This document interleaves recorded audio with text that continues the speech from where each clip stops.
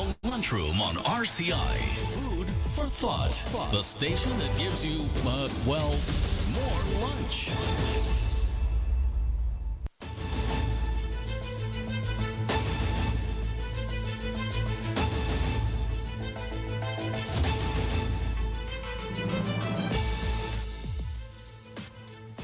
Good afternoon and welcome to the Lunchroom on Radio Caribbean International. It's Monday the 16th of September 2024. This is program number 1249 of the Lunchroom and I'm your host Alex George Jr. Now, in addition to 101.1 FM on radio, you can also get us at our website. It is rcistlucia.com, rcistlucia.com. You can also download our previous shows on that platform. They are in MP3 format for download. If you also want to stream us live, you can do so on Facebook. Just search for the official page of Radio Caribbean International, and please be sure to like and share that link as well with your friends and family. And some birthday greetings for today, going out to Miss Irma Frank. Happy birthday to you, Irma, and we do hope that you're having a very blessed day. Also sending birthday greetings out to Mr. Renard Pierre. Happy birthday to you, sir. And we hope that you're having a fantastic birthday celebration. And also to Miss Jessica St. Rose, happy birthday to you. And we do hope that you're having a wonderful birthday as well. A bit of history for today. Back in the year 1795 on this day, the British captured Cape Town, South Africa from the Dutch. In the year 1848 on this day, slavery was abolished in all French territories. 1920 on this day, the Wall Street bombing occurs at 12:01 of that day when a horse-drawn wagon exploded on Wall Street, killing 38 individuals and injuring 143. 1963 on this day, the Federation of Malaysia was formed by Malaya, Singapore, and British North Borneo, now known as Sabah, as well as Sarawak. In 1997 on this day, Apple Computer Incorporated named co-founder Steve Jobs as interim CEO. And we now move on to our dish of the day.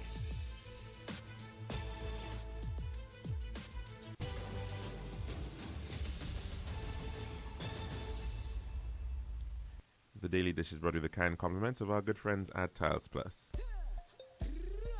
One tiles for your home, I see. Bathroom, kitchen, pantry. Need tiles for your balcony. Come down to Tiles Plus, satisfaction guarantee. Tiles Plus, Tiles Plus, Tiles Plus. Big tiles with unbeatable cost. Customer service, A+. With all kind of tiles, come down to Tiles Plus. We also glass, glassware, and vanity. Books, doors, you'll see. Come down to mind nobody. We got the best tiles on island. Trust me. We are located Lance Road in Castries, Bosses Grozile, and Clark Street in Beaufort. Telephone number 453-7939. Serving now, the Daily Dish. Welcome back to our program for this brand new week. And of course, we are broadcasting from very overcast and rainy Sanssouci, Castries, St. Lucia. And of course, it is advisable, of course, that we are cautious on the roads in particular, which are inevitably not that great. And certainly with rainfall, it could be certainly even more challenging.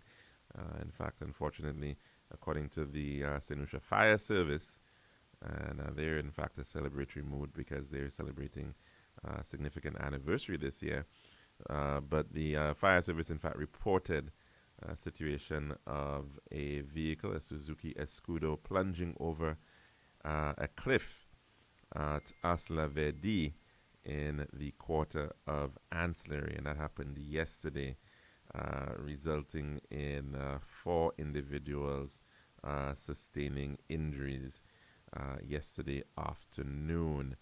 And in this instance, it seemed to have gone down about 15 feet off, and thankfully it wasn't a greater fall, but certainly the damage is already done. And in this instance, let's hope, of course, that all those individuals can recover from this particular accident of getting being veered off the road.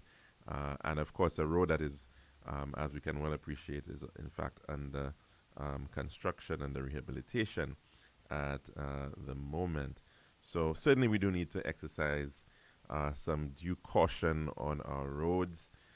We're seeing a heightened number of accidents on those roads. We're seeing what appears to be somewhat of a great desire to get everywhere quicker and quicker, and we can well appreciate the challenges because we've got more vehicles on the road, greater congestion, and it tends to frustrate a lot of individuals to the point where we're seeing incidents of road rage and unnecessary actions in terms of breaking the road rules.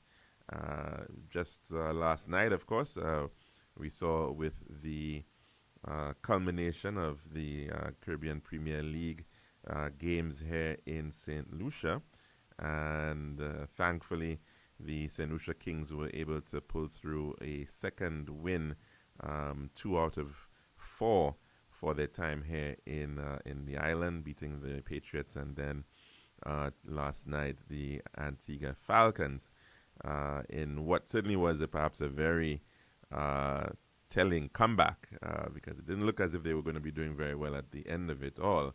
But they certainly had a tremendous crowd turnout at the Darren Sammy Cricket Ground last night. And the home crowd, the St. Lucian population, came out in their thousands, decked in their flags, with their flags, and dressed in blue for the most part to support the St. Lucia Kings. And of course, everybody was coming out for a good time, and that, of course, is well in order. But unfortunately, we see within that whole mix, though, the desire to get out, and at that point, when everybody's trying to get home after having that great time, the lack of adherence to road rules becomes more and more apparent, and individuals creating lanes where there are no lanes, and trying to get ahead of the traffic, trying to get ahead of everybody else, quite often just causes more confusion.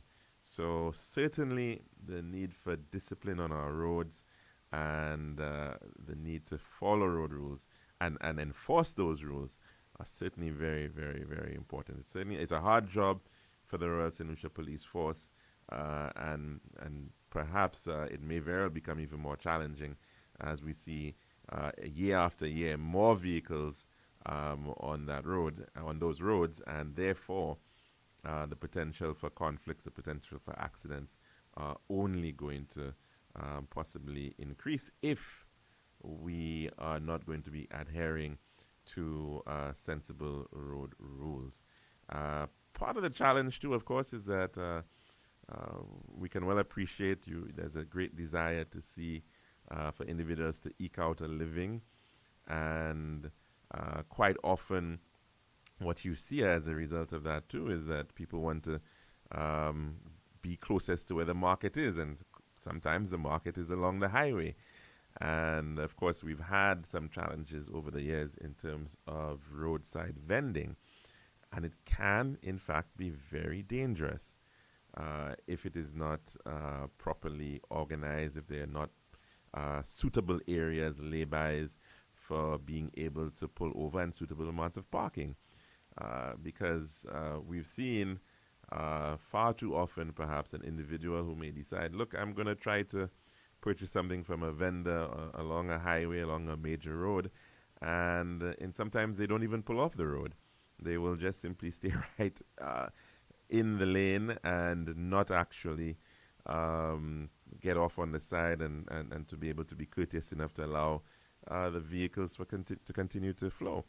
And those types of things, certainly we have to be mindful of. It could be, in this instance, maybe vending, yes, but there are other reasons where we see individuals simply not respecting other people's time, and in fact respecting the rules of the road by pulling off and out of the lane completely and safely to allow for the alighting of vehicles. It is sometimes even graver than that, and perhaps this one speaks more to the issue of planning and where we in fact allow certain types of activities to happen. Because one of the issues you see sometimes is that whole containers are in fact being destuffed in on roads and on major roads, as because wherever the individual is using as a warehouse or storage area simply does not have sufficient off-street parking to be able to handle containers. And container trucks, of course, take up a lot of space. They've got very wide turning radii to be able to maneuver, and usually require very, very large yards for doing that type of thing. And unfortunately, we see far too often places that are simply just not suited for storage being utilized for that purpose. And the result sometimes is very unfortunate. And it is something that we've got to be concerned about, because sometimes the container is emptied and it stays on the road, or it stays in a particular location, or sometimes the bed for it stays out. And we've seen how, in fact, in some instances, individuals have even lost their lives when these things are not very well visible. So we've got to be mindful of these implications when it comes to the matter of taking care of roads and our vehicles on those roads. And we can already see the implications by way of the impact it is having on traffic and accidents, and it's having an economic spin-off even in terms of the rising cost of insurance premiums. So certainly it's not an ideal situation when it comes to that. Now, the matter of energy is one which we certainly have to take very, very seriously. And of course, any country, every country around the world requires energy. It's a major part of our existence. The comforts that we quite often take for granted, the ability to provide electricity is largely going to be dependent on an energy or electricity sector that can in fact support the demands. Now, of course, a critical element within this is the issue of cost. But given the fact that the world has seen over the past 250 years that we have been generating a lot of that energy from non-renewable resources, and in addition to being non-renewable, we also are generating them from fossil fuels, from coal and oil, which we inevitably are getting from out of the ground, which has been buried there for millions of years, and are taking it out, that stored carbon, and we're putting it back into the atmosphere. That is having, of course, a significant impact on our climate, and it is, in fact, warming our world. We're seeing the evidence of it all over. And so having energy may be one thing, and there have been countries that have been exploiting that energy for a very, very long time to their benefit, so that they've been able to industrialize. But it goes beyond just having it as any type of energy, but ensuring that it is actually clean energy. And so the need, therefore, to wean ourselves off fossil fuels is one which is being seen as an imperative all around the world, and certainly as small island developing states, which are in fact some of the countries which are most impacted by the impacts of anthropogenic climate change, human-induced climate change. It therefore means that we have to have a role in getting ourselves off it for two reasons. One, so of course, so that we can have the moral authority when these matters come up, albeit, of course, we're not the main producers, but we should want to be in a situation to say that, look, hey, we are playing our part in the world, albeit as small as our contribution can be.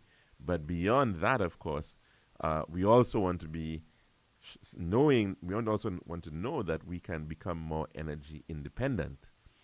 And so, in a country like ours, where we have no proven oil reserves, we don't have any coal underground, we don't have those types of resources, we certainly do need to begin looking at an alternative path to our energy future. And that certainly means looking at renewables. Now, it's been a matter we've been hearing for quite a long time, and perhaps many have become jaded over the process as it has dragged on for decades, one can easily say. We've probably been hearing about, in particular, geothermal energy for quite some time. The idea that we can, in fact, generate from the heat that is trapped underground thanks to the volcanic presence that we have, that can then potentially be used to get steam, which can then be used to drive turbines, is essentially what geothermal is all about. But it is certainly an energy source that has to be carefully investigated and before it in fact can be developed, and it sometimes takes quite a while. And so there is in fact this ongoing geothermal energy exploration, which is to look at some pre-identified sites thanks to additional information that has been gathered over the past couple of years, and to see whether in fact these resources, these geothermal resources, can in fact be feasibly exploited. So there's that going on. But in addition to that matter, of course, the entire sector has to, of course, be managed under a system that in fact encourages the development of renewable energy. Now, part of that, of course, has to deal with setting the rules for the various players within the sector. And we have had for quite some time an Electricity Supply Act, which effectively establishes a monopoly. And that monopoly is established through a single company, in the case of St. Lucia Electricity Services Limited. And they have rights to sell power in the country. And of course, that is a right given for a particular amount of time, an extended period of time. We are now seeing, of course, the likelihood within the electricity sector around the world, new players wanting to come in to provide generation. And the role of independent power producers, therefore, is something that is coming into the mix, so that other individuals who may have expertise and the wherewithal, the capital to actually invest in particular areas for generation, particularly that of renewable energy, therefore have to be entertained within the framework going forward. And so it's within that light there's been a draft electricity bill, new bill being proposed, and it is now at the point of public consultation. Now, this has been going on for quite some time, I have to point out. It perhaps is something that draft has probably started off from an earlier draft, which perhaps is over 10 years old now. And there's been revisions and changes and different iterations of that very same thing. And it's now entering the phase of public consultation prior to it, in fact, then being sent to Parliament for its debate and determination. And so the Energy and Public Utilities Division within the Ministry of Infrastructure is actually going to be undertaking over the coming weeks ahead, starting this week, in fact, starting today, up until the 3rd of October, a series of community meetings at different parts of the island so as to talk and disseminate and discuss and get public feedback on the draft electricity bill, as well as the associated regulations that are to support that bill. And these meetings, according to the release says, these meetings aim to engage both the public and private sector organizations in discussions about proposed changes to the legislation governing the electricity sector in St. Lucia. And the events are in fact happening, first instance Castries, which is happening tonight at the City Hall, and that is from 5 o'clock this afternoon. On the 19th of this month, in just a couple of days' time, Thursday the 19th, at the Grosley Vladimir Lucien Theatre, there is going to be another consultation. I believe that is also going to be at the same time at 5 p.m. Then on the 23rd of September, that is next week Monday, the consultations will be moving to the Soufrière region, and it's going to happen at Club Whispers. I think that's just north of the Soufrière Bridge, the river, near the cemetery, near the fisheries area. That is happening in Soufrière next week Monday. VA4's consultation is on at the VA4 Primary School, and that will be happening next week Thursday. Dennery will be on the 30th, which is Monday, so 2 Mondays from now, and that'll be at the Clendon Mason Memorial Secondary School, as well as the Miku consultation happening on October the 3rd. That's Thursday, October the 3rd, at the Miku Secondary School. All those consultations will be happening at 5 o'clock in the afternoon. And so again, Castries is happening today at the Castries City Hall from 5 o'clock. And of course on Thursday, Grosley. So you do have the opportunity, I suppose if you miss one in your area, possibly to try to attend one that is next closest to you. So Castries and Grosley are happening this week. I believe there is the availability of the documents for download, and in fact there is an email address which has been provided, 2 email addresses if you want to get further information, or if you want to be sent the documents, or if you have information, contributions that you want to make, or have questions or queries. And that is as follows: est at govt.lc, est at gov.lc, and there's also a Gmail address that you could send it to as well, and it is repudiv99 at gmail.com. And just to repeat that, repudiv99 at gmail.com.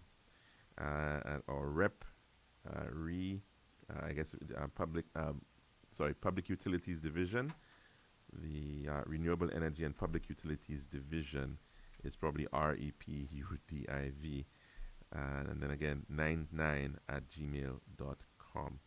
So that's the general information that we have coming out of the Ministry of Infrastructure regarding those upcoming sensitizations on the draft electricity bill. Of course, this, as I said, has been long in coming, and an opportunity for the public to provide input. No doubt there will be lots of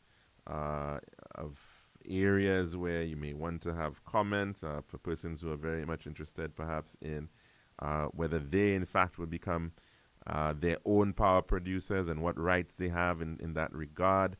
The matter of solar photovoltaics, for instance, is a very important one, because certainly from the perspective of renewable energy, the system of production tends to be very different. You can have grid scale production, very large, extensive uses of renewable energy, and of course that may involve a large private sector entity deciding to come in and make a very large investment at the megawatt scale. They may be, for instance, currently we have one large solar photovoltaic system on island, which is in fact owned by the utility, 3 megawatt system. But thus far, smaller producers have really been capped as to the extent of how many, what scale of system of installation they can in fact put out. And of course, the issue for some is that is not sufficient for their own consumption. So in particular in the private sector, no doubt, in industry, in hotels, factories, they have a lot of interest perhaps in seeing whether in fact they will be able to increase their the scale of what they actually want to be able to provide in terms of installations to cover the cost of electricity. And at the same time, of course, will smaller producers also want to come up, and that's also becoming a very attractive option in other countries. For instance, in neighboring Barbados, you find that individuals have decided, that hey, they want to actually become investors within the sector by owning their own systems, which can then be sell back to the grid, to the principal supplier. So there are certainly a lot of different aspects to be discussed, no doubt, regarding this electricity supply bill. And we do hope that sometime either this week or next, we can actually bring on some individuals from the Department of Energy out of the Ministry of Infrastructure to in fact have that a bit of a conversation regarding some of the issues at play. But we don't have, we in fact have already due for our weather break. And of course, I think we're going to take it at this time. So that's our dish of the day. This has been The Daily Dish.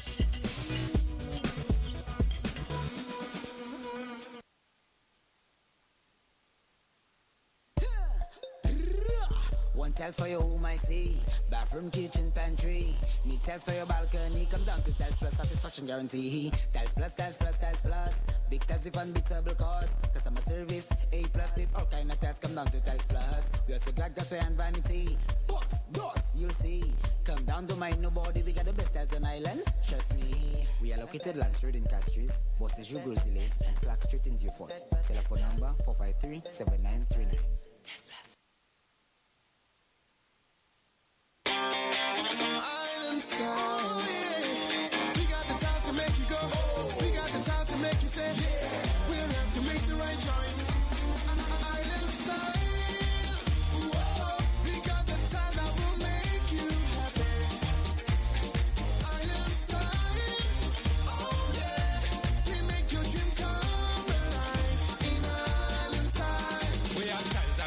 Mixes and ground. Every Everything you need is on the house out. For the best price and the latest style. Take a little drive down to Island Style car. We got the time to make you go. We got the time to make you say, quality price, service choice. It's all at Island Style. Visit us at our showrooms in Belarus, Rodney Bay, on the John Compton Highway, Cass Street, and behind Ruby's Gas Station on the Library Viewfort Highway. So call us on 450-452 or 453-TILE. Island Style Tile and Bath. When you think tile, think Island Style. This is Radio Caribbean International. It's now time for the weather news. And that's what, of course, the Warport Wall. It's now time for your weather report as of 12 noon today, presented by Island Style Tile and Bath. The forecast for St. Lucia Valley for the next 24 hours. Winds will be blowing from the east near 16 miles per hour or 26 kilometers per hour, becoming lighter at times. The weather partly cloudy to cloudy at times with scattered light to moderate showers and isolated thunderstorms. The forecast for Les Antilles over the Windward Islands and areas further south. Partly cloudy to cloudy at times with scattered light and moderate showers and isolated thunderstorms. Over the Leeward Islands, generally fair skies. And the tropical weather outlook, moisture and instability over the southern half of the Les Antilles will cause occasional cloudiness, showers and isolated thunderstorms over that area during the next 24 hours. At 11 a.m. today, Tropical Depression Gordon was located near latitude 19.1 north and longitude 48.1 west. The depression is moving to the west. The depression is moving towards the west near 7 miles per hour or 11 kilometers per hour and has maximum sustained winds near 35 miles per hour or 55 kilometers per hour with higher gusts. This system is forecasted to slow down considerably and begin to move away from our region during the next few days. A tropical wave located over the eastern tropical Atlantic is moving westward near 10 miles per hour or 17 kilometers per hour. And this was your weather report as of 12 noon today, presented by Island Style Tile and Bath. This has been RCI's Weather News. For more information, call the Weather Hotline at 454-3452. RCI 101 number 1. Island Style. We got the time to make you go. We got the time to make you say, we'll have to make the right choice. Island Style. Whoa. We got the time that will make you happy. Island Style. Oh yeah. We make your dream come alive in Island Style. We have tiles and thin sets, mixes and ground. Everything you need is on the house out. For the best price and the latest style. Take a little drive down to Island Style car. We got the time to make you go. We got the time to make you say, quality price, service choice. It's all at Island Style. Visit us at our showrooms in Belarus, Rodney Bay, on the John Compton Highway, Cass Street, and behind Ruby's Gas Station on the Library Viewfort Highway. So call us on 450-452 or 453-TILE. Island Style Tile and Bath. When you think tile, think Island Style.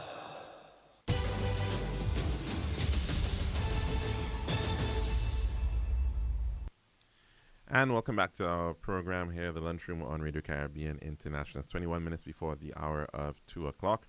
And we, of course, are going to take in some calls at this time. The number to do so is 452-3046. Again, 452-3046. And you can also call in via WhatsApp number. That is 724-0008. Again, 724-0008.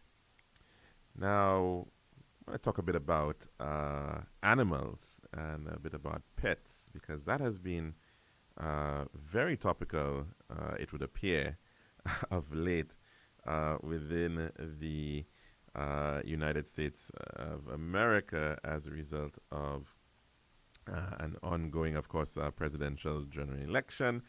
And part of the argument appears to be about the matter of pets, and particularly cats and dogs in the city of Springfield, Illinois.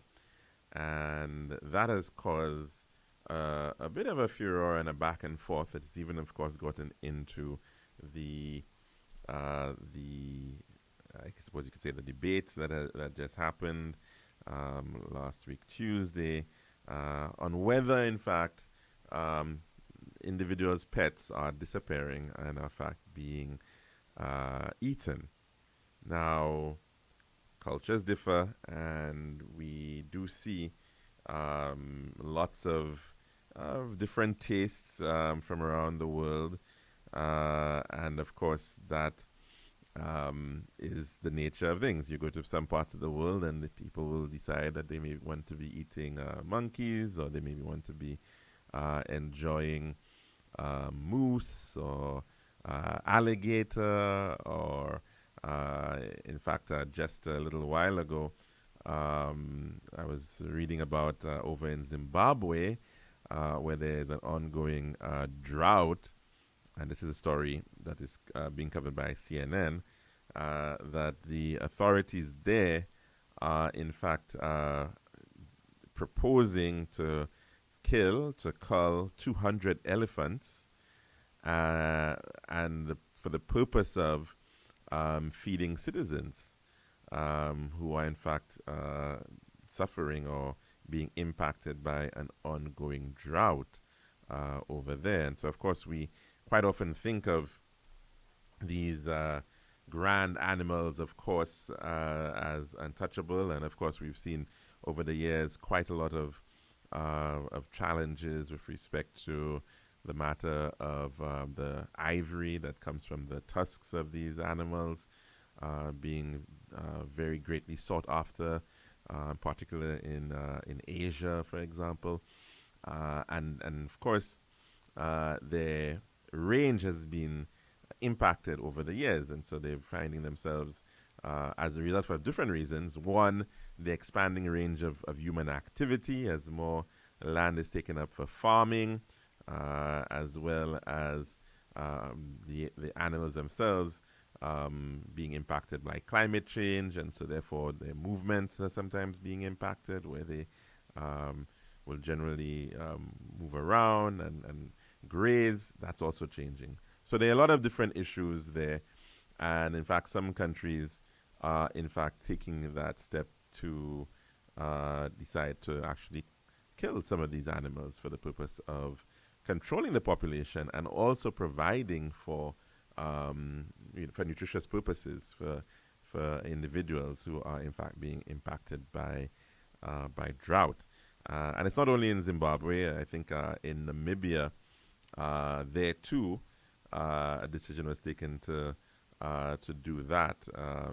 So the idea, of course, is that you may be reducing on the range, but also allowing people to farm in some areas where these animals do, in fact, pose a significant threat to that for that reason. But also, of course, providing a direct benefit of having animal meat available.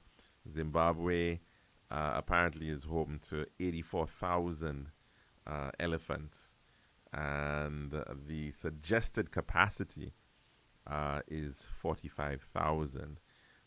And so we're seeing a very interesting tussle at this point in terms of the management of those animals.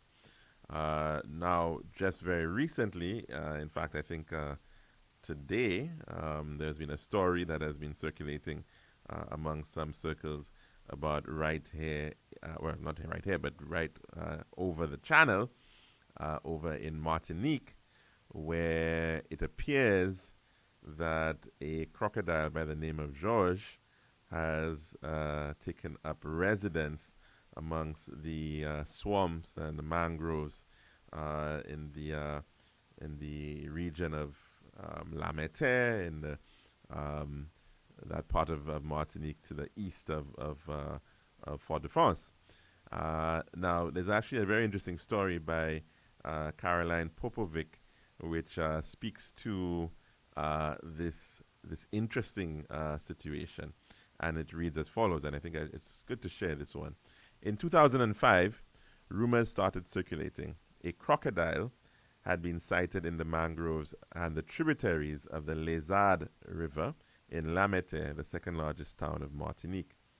10 years later, Georges, so christened by the people of Lamete, had grown. Sightings became more frequent. In 2016, fruitless attempts were made to capture Georges. Experts were brought in.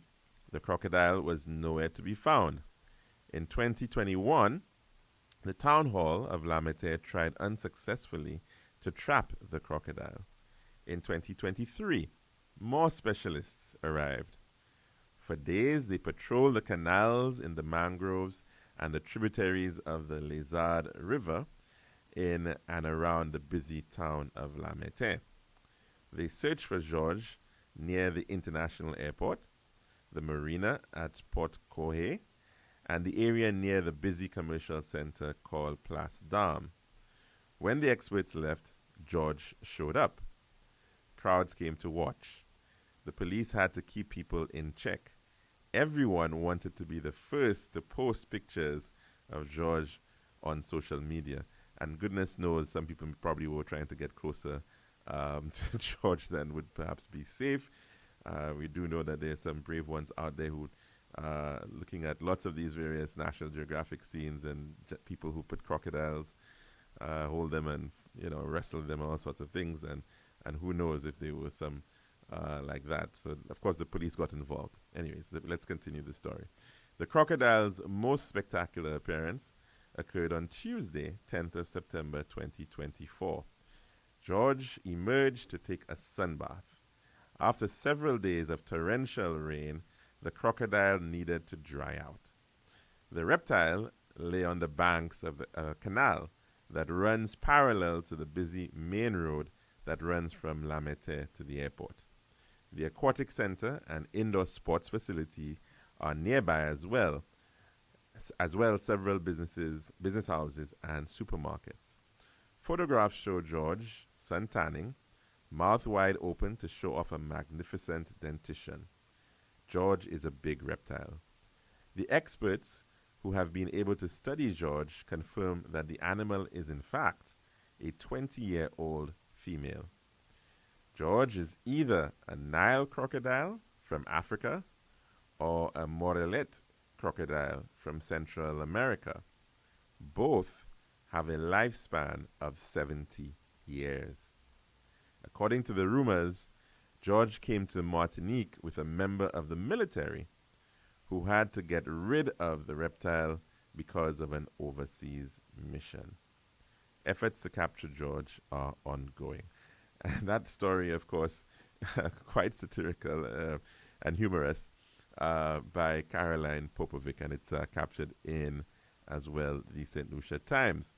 But looking to another story, interesting enough, there is a suggestion that there may very well actually be more than one crocodile, but actually two crocodiles in the waters of Lézard, and of course, interesting name for the situation there.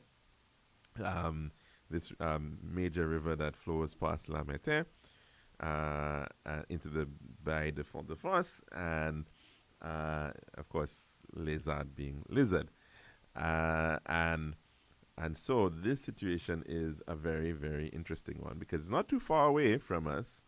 And we have seen, we know of the presence of caiman in the waters of, in Trinidad, for instance, in Guyana, in perhaps other parts of along the Caribbean Sea, but not in the Windward Islands, not here, and certainly not so close by. And it certainly does speak to the issue of invasive species and the management and maintenance of these creatures, because here you have a situation of crocodile which has been living thankfully relatively peacefully thus far in the swamps of Martinique along the Lamete plain. Now, I suppose in the case of Martinique, it's has not caused any significant death, but we do know how destructive or how dangerous crocodiles can be to individuals, and individuals who get too close, who may not be aware of their presence, who may decide, hey, we're going into the mangrove, and now you have the situation of a crocodile being present. And then what happens, of course, if in fact these crocodiles start reproducing, if there's more than one? And in fact, based on the story that is also in a French France Antilles, indicating that there's potentially more than one, and so that's a whole other issue, because you can potentially end up with an increase in the population, and that just becomes problematic. Now, we've seen, of course, the implications in our waters, for instance, with the lionfish being a major issue for competition amongst in our coral reef systems, and the issues there. We've also seen implications with respect to our iguana. We've got an indigenous iguana present here in St. Lucia, but then we've now also seen in the Soufriere region the presence of a green iguana, and that range of that iguana seems to be increasing. So how those species are dealt with, of course, all very, very important. And even in terms of birds too, you're seeing, I suspect, the introduction in some areas of new types of pigeons which have potentially mated with the existing stock, and you're seeing sort of a changing of the types of birds that you have now. Invariably, in some instances, it may not have an impact on immediately on anything, but you do have in many islands, of course, these things can potentially, some of these species can potentially be very destructive. And we can think of the issue of monkeys in the case of Barbados, in the case of St. Kitts, for example, where they in fact can be quite a bit of a nuisance for farmers, and can sometimes they can be pretty aggressive as well, and even want to challenge people to their homes. And so we do know that, of course, in as much as we we do want to live with our the animal kingdom around us, that sometimes they can in fact become potentially problematic. And of course, one area where we have seen some issue is that of pets, and in particular dealing with cats and dogs. And these animals, of course, have been domesticated for thousands of years, and individuals tend to want to have them around their homes. But in too many instances, people can't support those animals. These animals, their populations sometimes go out of check, and you see growth in the population which cannot be managed.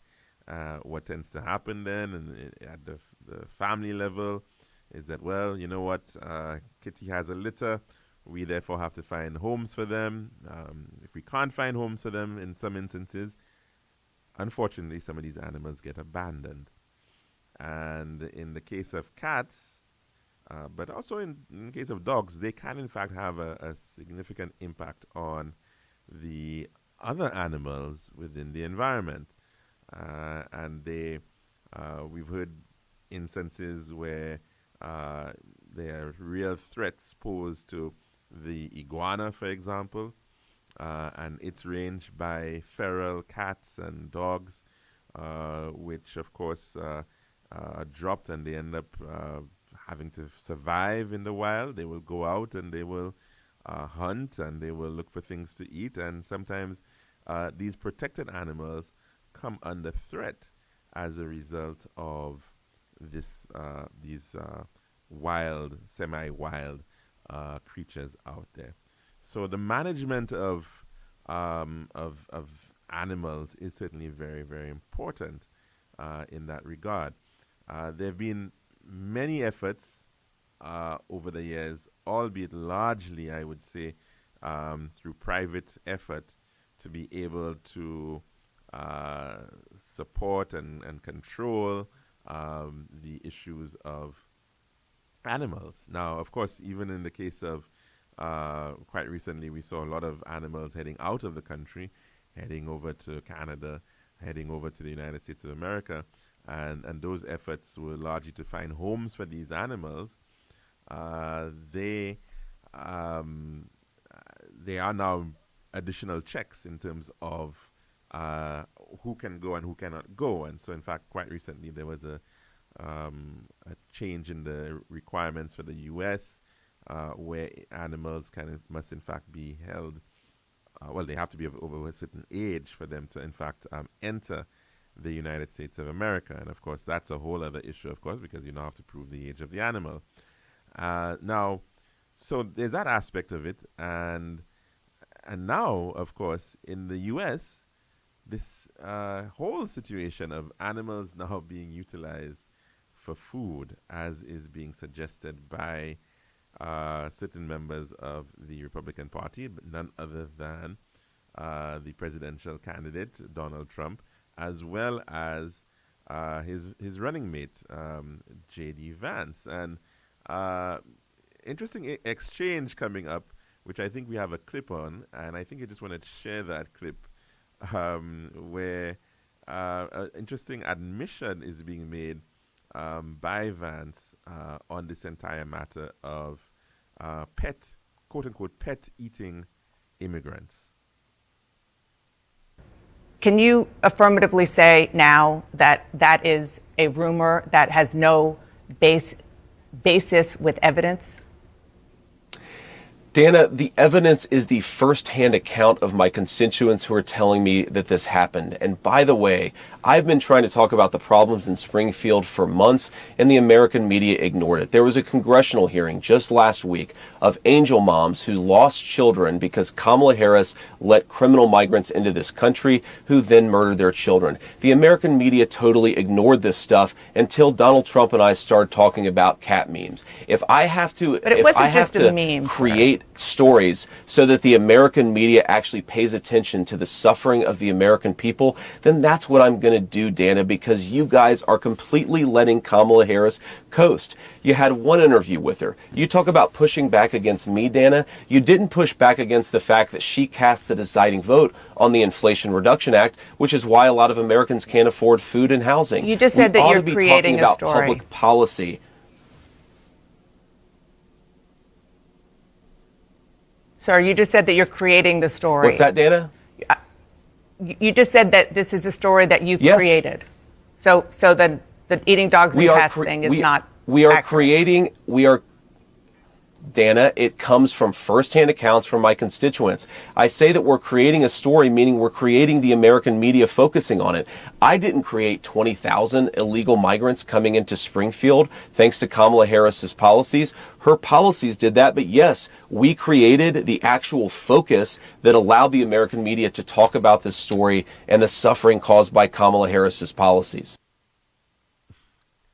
And of course, a very interesting situation there with respect to VP hopeful J.D. Vance trying effectively to tie the matter of immigrants to the sentiments of the American population when it comes to their pets. Now, of course, some people, will smirk and indicate that, look, a lot of people take perhaps even better care of their pets than the care they show to other human beings.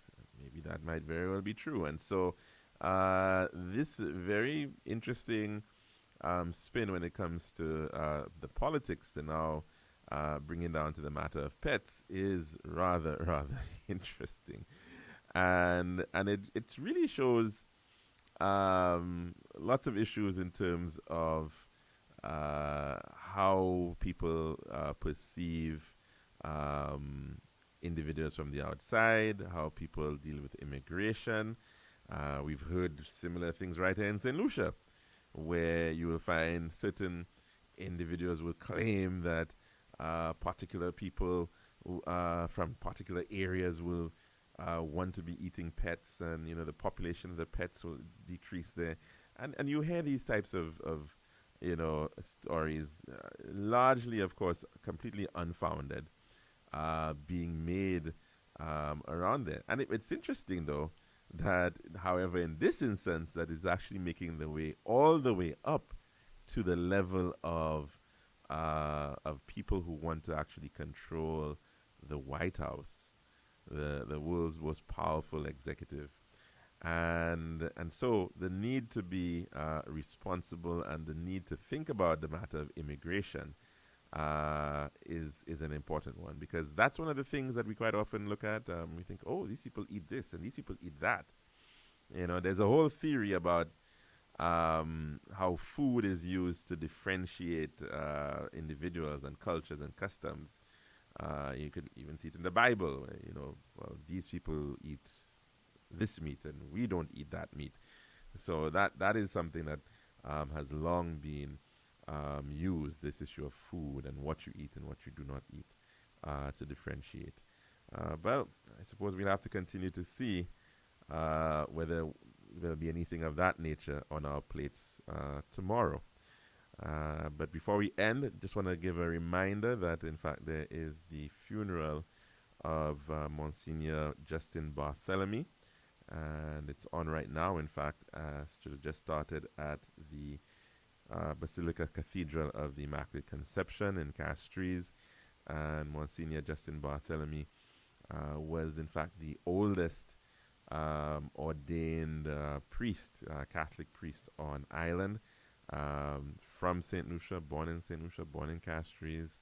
And I believe he was, in fact, the last FMI priest. He was a part of an order known as the FMI, originally a French order out of Vendée in France, which was very much instrumental in the establishment of a lot of the churches that we know right up to today, the likes of Father Louis Tapor and his nephew Bishop Charles Gachet, all being of that FMI order.